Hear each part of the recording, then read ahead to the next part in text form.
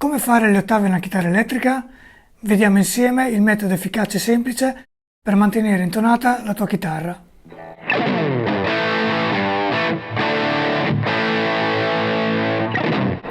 Ciao a tutti, sono Mauro, liutaio della Gaudenza Guitar, e in questo video vedremo come regolare le ottave e alla fine qualche consiglio importante per aumentare le prestazioni della tua chitarra.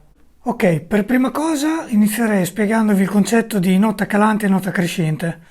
Per essere intonata la chitarra deve suonare la nota precisa più o meno su tutti i tasti.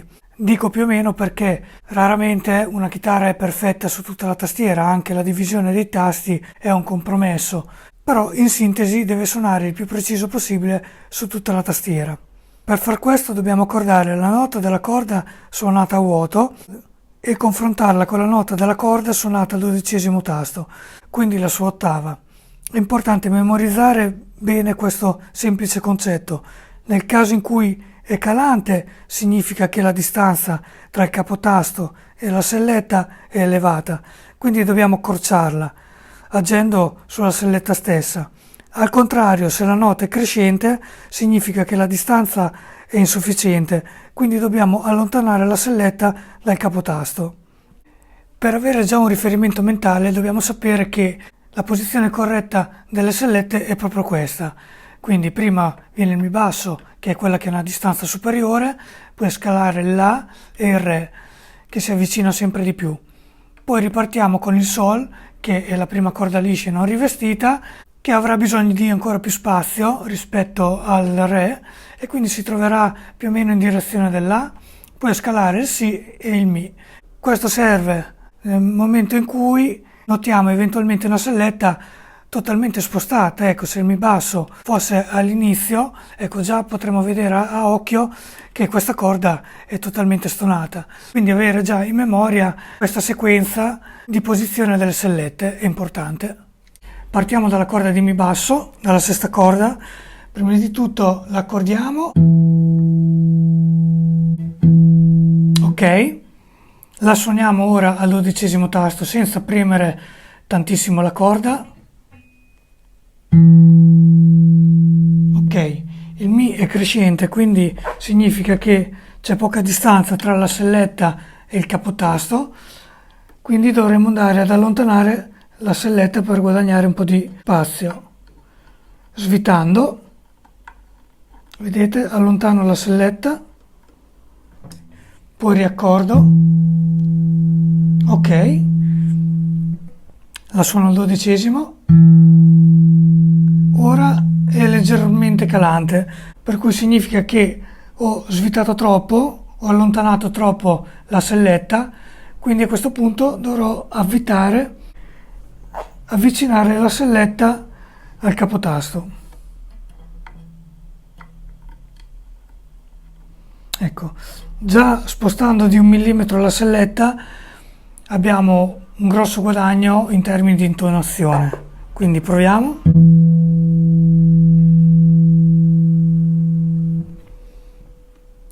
Suoniamo al 12°. Ok, ora la corda è intonata. In questo caso, in questo tipo di ponti, io per allontanare la selletta devo allentare la vite, per avvicinare la selletta al capotasto dovrò avvitare la vite, mentre per quanto riguarda i ponti delle Fender dovrò fare il contrario, cioè se avvito allontano la selletta, se svito accorcio la distanza tra selletta e capotasto. Ora proseguiamo con la corda di La, l'accordiamo, ok, suoniamo il 12°, è calante, quindi significa che dovrò avvicinare la selletta al capotasto, quindi avvitando la selletta. Io l'avvito già un po' ad occhio sapendo che comunque la corda di La dovrà stare più vicina al capotasto rispetto alla corda di Mi, quindi la vado a superare di quasi 1 millimetro. Ora l'accordo, la suono al 12°, è ancora leggermente calante, quindi dovrò avvitare un altro po', l'avvicino di un altro millimetro circa.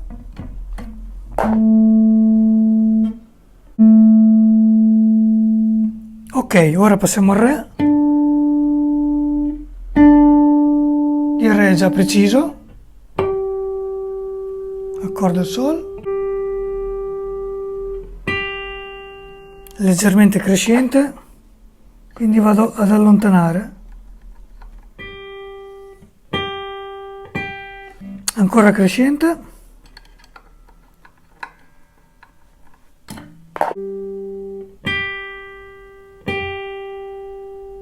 ok, il Si, perfetto, il cantino leggermente crescente, quindi vado a allontanare. Proviamo ora. Perfetto. Proviamo la nota su ogni singolo tasto del manico. Mi.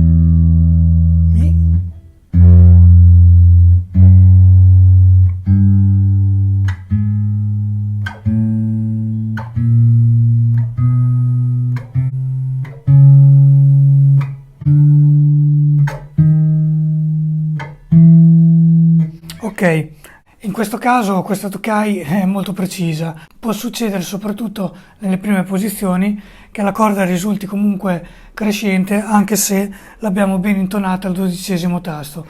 Questo può essere dato sia dal tocco magari un po' pesante del chitarrista, cioè preme molto sul tasto, oppure da un difetto leggero della chitarra, è una cosa molto frequente. Quindi per compensare questo difetto preferisco rendere leggermente calanti magari il Mi basso e il La, che nelle prime posizioni è più importante che siano precise, e di conseguenza aggiustare anche le altre corde in base a dove suono maggiormente la chitarra. Se preferisco maggior precisione nella parte finale della tastiera, soprattutto dei cantini, cercherò di fare un'intonazione precisa in modo tale che questa zona ne sia privilegiata. Allo stesso tempo, come dicevo prima, se faccio molti accordi cerco di privilegiare la parte iniziale della tastiera, quindi bisogna sempre lavorare per compromessi. Prima di concludere è essenziale tenere a mente due considerazioni importanti. In caso la posizione delle sellette fosse molto diversa prima di effettuare l'intonazione, le corde potrebbero aver preso una piega in quel punto e la vibrazione potrebbe essere viziata. Pertanto si otterrà una maggiore precisione con un ulteriore intervento durante il prossimo cambio corde. Inoltre, per ottenere il massimo dell'intonazione è necessario che la chitarra sia ben settata e il capotasto sia calibrato alla perfezione. Si consiglia, anche dopo l'acquisto di una chitarra, di far eseguire un setup completo da un liutaio professionista. Se hai domande o vuoi condividere la tua esperienza, lascia un commento qui sotto. Ricorda che la precisione dell'intonazione è essenziale per ottenere il meglio dalla tua chitarra. Quindi prenditi tutto il tempo necessario per effettuare questo aggiustamento. Grazie per aver seguito il video e se ti è piaciuto metti un pollice in su e iscriviti al canale per ricevere altri consigli sulla manutenzione e l'ottimizzazione della chitarra. Noi ci vediamo presto, un saluto da Gaudenzi Guitars, ciao!